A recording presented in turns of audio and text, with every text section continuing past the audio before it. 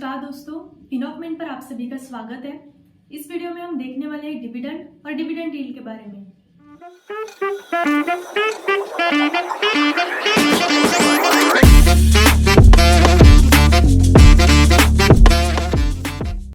Dividend मतलब जब company अपने प्रॉफिट का कुछ हिस्सा अपने शेयर होल्डर्स के साथ शेयर करती है तब उसे डिविडेंड कहा जाता है।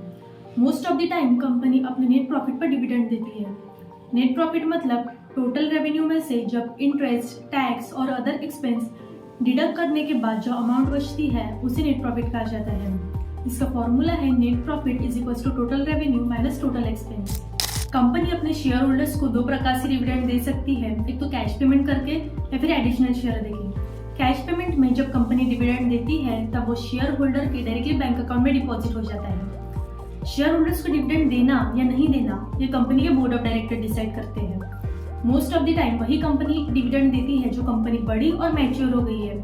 जो कंपनी न्यू होती है वो अपना प्रॉफिट फिर से अपने बिजनेस में री इन्वेस्ट करके अपना बिजनेस एक्सपेंशन में लगाती है। कंपनी डिविडेंड फेस वैल्यू पे देती है, ना कि मार्केट वैल्यू पे। फॉर एग्जाम्पल एबीसी लिमिटेड एक कंपनी है, उसके एक शेयर की प्राइस है 500 रुपीज एंड फेस वैल्यू है 10 रुपीज। मान लो उस कंपनी ने 100% का डिविडेंड दिया है तो वो डिविडेंड फेस वैल्यू पे निकलेगा, ना कि शेयर के प्राइस पे। मतलब एक शेयर पे हमें 10 रुपीज का डिविडेंड मिलने वाला है।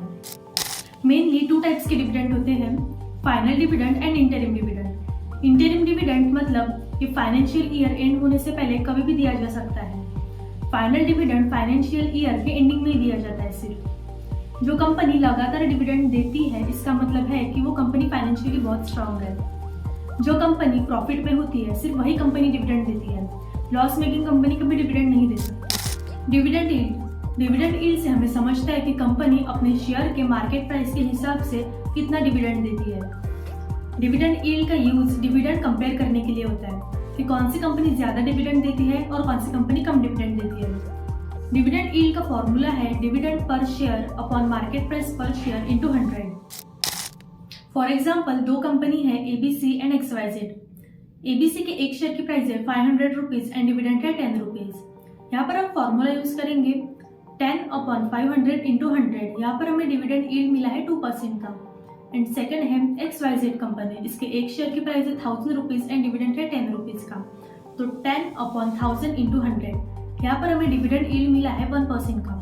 इन दोनों का कंपैरिजन करके हमें समझ में आता है कि एबीसी लिमिटेड को ज्यादा डिविडेंड मिला है एज कम्पेयर टू XYZ। अगर आपको किसी कंपनी की डिविडेंड चाहिए तो आपको ये 4 डेट्स जरूर पता होनी चाहिए। First one is dividend declaration date, second is ex dividend date, third is record date and fourth is payable date. Dividend declaration date, जिस डेट पर कंपनी डिविडेंड अनाउंस करती है उसे डिविडेंड डिक्लेरेशन डेट कहा जाता है। यानी कि जिस दिन शेयर होल्डर्स को पता चलता है कि कंपनी डिविडेंड देने वाली है। एक्स डिविडेंड डेट, अगर आपको किसी कंपनी के शेयर्स चाहिए तो आपको एक्स डिविडेंड डेट से पहले उस कंपनी के शेयर्स बाय करने पड़ते हैं। अगर आप एक्स डिविडेंड डेट पे या फिर उस डेट के बाद अगर उस कंपनी के शेयर्स बाय करते हो तो आप उस डिविडेंड के लिए एलिजिबल नहीं रहते हो। रिकॉर्ड डेट, जिस दिन कंपनी अपनी रिकॉर्ड बुक चेक करती है और जिन शेयर होल्डर्स का इस रिकॉर्ड बुक में नाम है सिर्फ उन्हें ही डिविडेंड दिया जाता है। पेएबल डेट, जिस डेट पर कंपनी अपने शेयर होल्डर्स को डिविडेंड पे करती है उसे पेएबल डेट कहा जाता है।